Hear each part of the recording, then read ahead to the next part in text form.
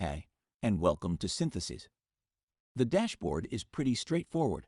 On the top of the screen, you can select your different voice talents for your voiceovers. You can scroll horizontal to see all the voice actors. For each talent, you can hear the sample of the voice here before you select it and generate your voiceover. On the text box, we do not allow some special characters and also numbers. So, for example, if you want to include numbers instead of adding numbers, you have to write it down the numbers as letters. Let's talk first on how you can create your text.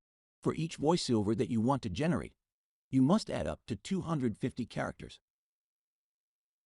The good part is that you can use the sound editor, which will help you to merge different voice files into one file. Now, here is how you can create a batch and merge it in one voice. After you have created your voiceover, you click on the next step.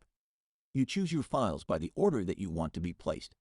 You can see the number of each voiceover. That means that the numbers show you what will be next. Then you click on Merge to produce your voice file.